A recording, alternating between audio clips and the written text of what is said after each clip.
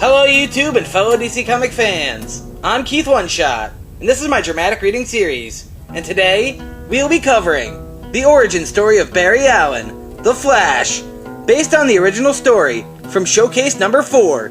We start this story off with The Flash, Jay Garrick, as he narrates his own story. Just like skipping a stone, my feet are moving so swiftly that I can run across the surface of this lake. It's no problem outdistancing this speeding squad car, and my incredible velocity allows me to defy gravity, carrying me straight up the side of this burning building. These thugs look mighty surprised. I guess they've never seen anyone vibrate their atoms through a wall before. And now I'll disarm them by slicing my hand at super speed through the barrels of their guns, leaving me plenty of time to create a suction of wind that smothers these flames. We then go to the bedroom of young Barry Allen, who's reading a comic book of his favorite superhero, The Flash. Then Barry says out loud, "Wow! Wow! The Flash is catching a bullet in midair with his bare hands! Neat!" We then hear Barry's mother Nora shout into his room, "Barry Henry Allen, are you reading comic books in bed again?" We then hear a young Barry Allen narrating, "My name is Barry Allen, and I'm 7 years old, and I wish I was the fastest boy alive. But I wasn't the fastest boy alive. I was the slowest. Always last to finish a test. Always late. I finally found my calling in the field of chemistry. I graduated from the police academy with a degree in science, and I met a girl. I got a job as a police scientist at headquarters in downtown Central City. On my first day, I made every effort to be on time." As Barry arrives at the Central City Police Department, one of the officers says to him, "Allen, yeah, we heard about you from the guys at the academy. Kinda early, aren't you? It's only 10:30. Then Barry replies, "Sorry, sir. I intended to be here by 9, but somehow it didn't work out that way. Can you direct me to the police lab?" Then the officer points at the stairs and says, "It's up there. Elevator hasn't worked in years. Last police scientist we had died of a heart attack. He was almost at the top, too." Then as Barry walks up the stairs, he says, "Gee, that's awful. I guess I better take it nice and easy." Then as Barry walks away, one of the officers says, "Duh, I guess I better take it nice and easy. One of these days," said the tortoise to the hare. Then the other officers say, "Stop it, Louie! You're killing me! Ha ha! What a slowpoke!" Then Barry thinks to himself, "I knew I wasn't making a good impression, and that made me nervous, which made me clumsy." Then suddenly, Barry trips and falls down the stairs. Then one of the officers says, I give him a week." Then Barry thinks to himself, "But I lasted more than a week. I believe the tortoise won his race too." In the weeks and months that followed, I solved cases for every one of those cops who'd laughed at me. I was slow and I was late, but I took my work seriously, and people appreciated that. At least most people did. Then we see Barry on the phone as he says, "I know it's the third date I've canceled, Iris, but there's been a murder." "What?" 287 Park Avenue. "Why?" Later on at the murder scene, Detective Russo says, "Cripes! You almost done dusting for fingerprints here, Allen? Or should I pitch a tent?" Then Barry replies, "Just being thorough." Later on outside of the crime scene, a reporter walks up and says, "Detective Russo, I'm Iris West from Picture News. Are there any clues in the slangs?" Then Detective Russo replies, "Well, ma'am, why don't you and me take a little walk, and we'll see what we come up with. And Allen, I'll be expecting those test results first thing tomorrow morning." Then the next morning at the CCPD, Detective Russo walks in and says, 9 a.m., Allen, rise and shine." Then Barry replies, "I must have dozed off." Then as Russo checks out the test results, he says, "Nice work." Then Barry replies, "Thanks." Meanwhile on a nearby TV, we see Iris on a news report as she says, "I'm Iris West of Picture News. I'm coming to you live this morning from the secret headquarters of the LDL terrorist group, which is under a state of siege, as police and National Guard units have it surrounded on all sides." We then see one of the terrorists holding a gun to Iris's head, as he tells her, "Don't leave out any detail, woman. Tell about the fire."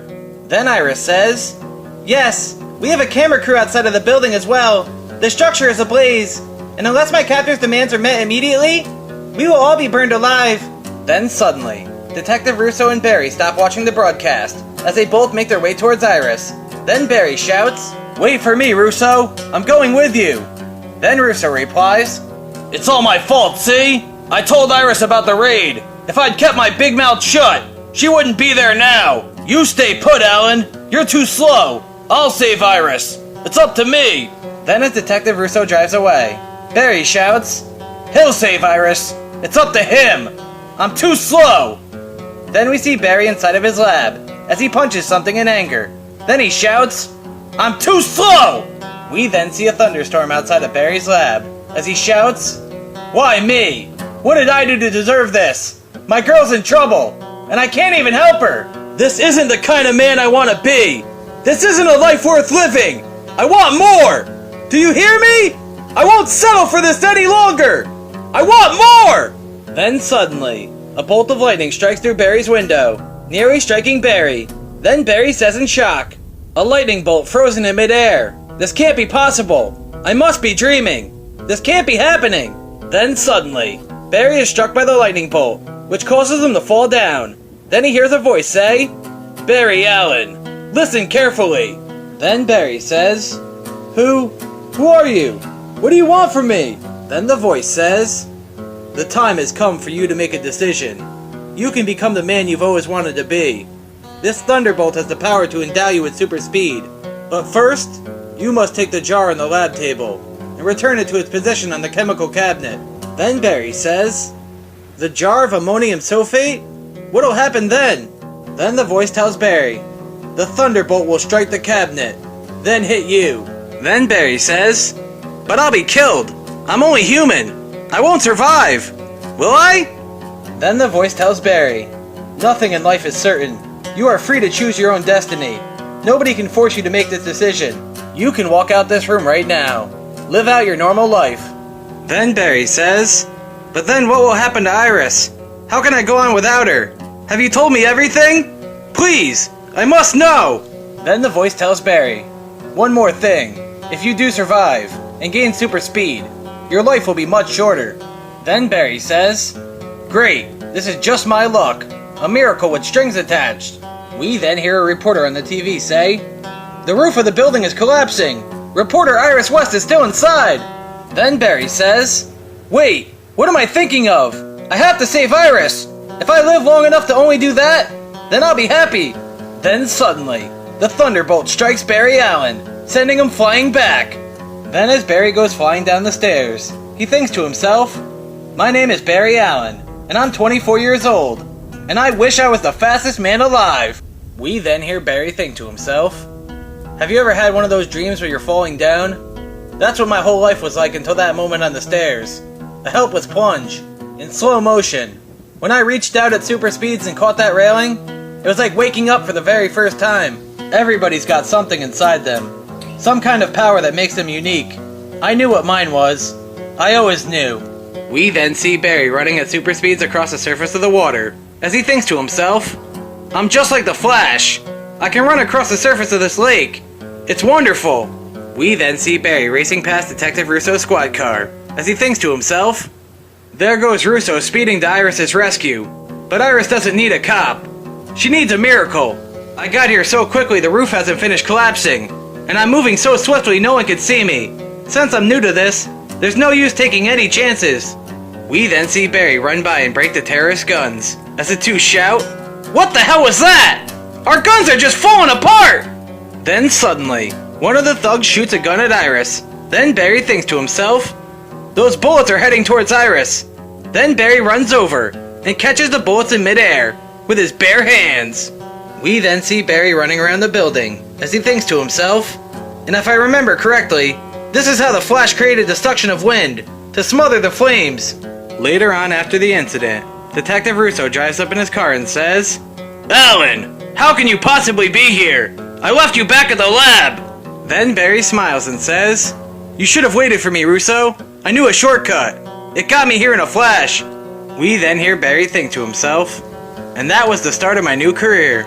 Several weeks later, we see Barry in his lab as he hears a call on the radio say, "Calling all cars! Robbery in progress at the First National!" Then we see Barry shoot his Flash costume out of his ring as he thinks to himself, "Later I created a distinctive costume for myself and discovered a method of compressing it so it fit into a compartment of my ring.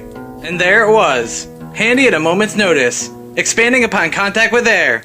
My first inclination was to pattern my uniform after that of my comic book hero, but I later realized that the publishing company could file a suit against me for copyright infringement. Besides, I wanted to mask my face, so that nobody would connect my two identities. As much as I enjoyed using my newfound powers, I also liked my job in the lab. I didn't want to give it up. As a matter of fact, my secret powers had much of an impact on my private life, as it did on my new public persona. I was still slow and almost always late, but now it's because I wanted to be. I finally got comfortable with myself. I was still just Barry Allen to everyone else, but in my own eyes, I was finally the man I always wanted to be. I was the fastest man alive. I was the Flash. And that ends today's story. I'm your host, Keith One Shot, and this has been the original origin of Barry Allen, the Flash. Comic published by DC Comics. All rights, text, characters, and storylines belong to DC Comics and their respective owners. Not me. If you like this video, make sure to check out the rest of my Comic Complete dramatic reading series, and support DC Comics by picking up a copy of the trades and single issue comics. Support your local comic book shop, take care, and have a great day. Goodbye!